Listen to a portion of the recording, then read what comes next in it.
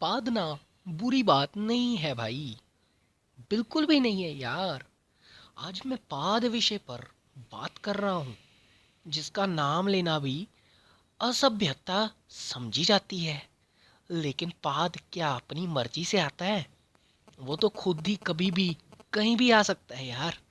अगर प्रधानमंत्री को भरी सभा में पाद आ जाए तो वह पादेंगे नहीं क्या?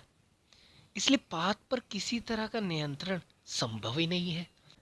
यदि आपका डॉक्टरी चेकअप हुआ होगा तो डॉक्टर ने आपसे ये सवाल अवश्य किया होगा कि पाद ठीक से आता है, क्योंकि डॉक्टर जानता है कि पाद चेक करने की अभी तक कोई अल्ट्रासाउंड या एमआरआई जैसी मशीन नहीं बनी है।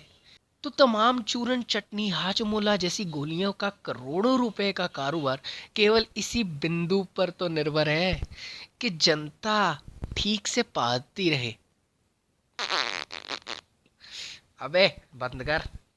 यदि आपको दिन में 4 बार और रात को लगभग 10 बार अलग अलग तरह के पाद नहीं आते तो आपका सजना संवरना सब बेकार है, क्योंकि अंदर से आपका सिस्टम बिगड़ा हुआ है।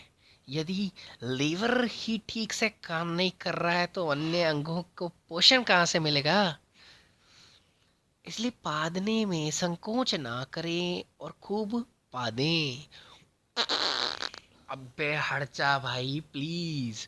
पाद 5 प्रकार के होते हैं। आज मैं आप सबको वही बताने आया हूँ कि पाद 5 प्रकार के होते हैं और क्या इनके नाम हैं और कैसे कैसे ये होते हैं। और अगर हंसी आए तो प्लीज पेट पकड़ लीजिए, जो मर्जी कर लीजिए, पर हंसी मत रोकिएगा, क्योंकि यहाँ पर मैं हंसाने ही तो आया हूँ भाई। तो पहले पाद के बारे में बात करेंगे।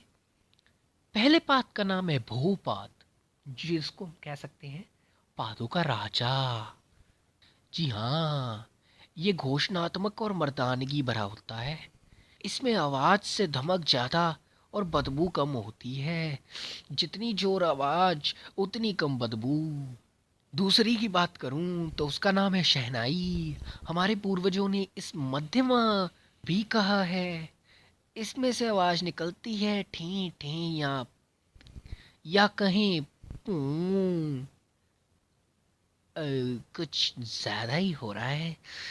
तीसरे का नाम कहूँ तो वो है खुरचनी।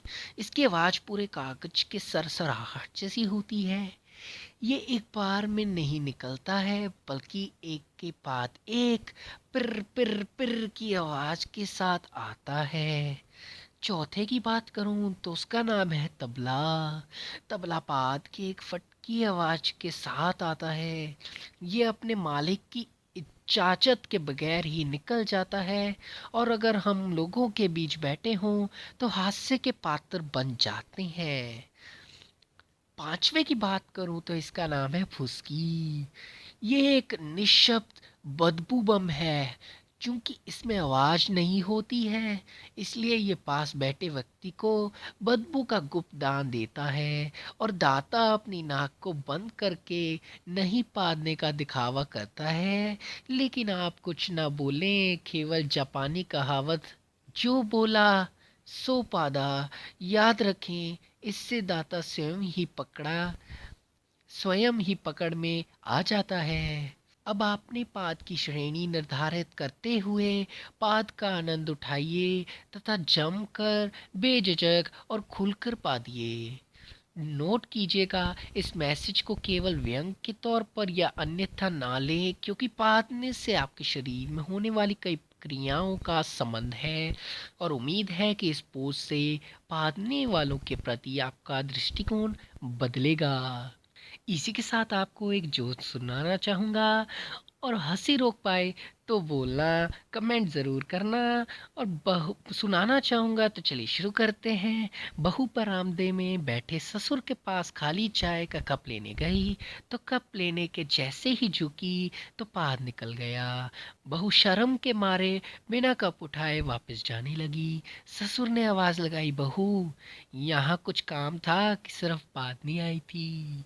तो दोस्तों, अगर आपको आज का ये बात का जो मैंने सुनाया है अगर आपको पसंद आया हो तो प्लीज़ वीडियो को लाइक कर दीजिएगा, और अगर आप चाहते हैं ऐसे ही हंसी भरे ट्रोल्स या फिर वीडियोस देखना तो प्लीज़ चैनल को सब्सक्राइब कर लीजिए, और मैं लेकर आऊँगा आपके लिए ऐसे ही कुछ हंसी के टॉपिक्स। मिलेंगे आपको अगली वीडियो में, तब तक हंसते रहिए और पढ़ते रहिए।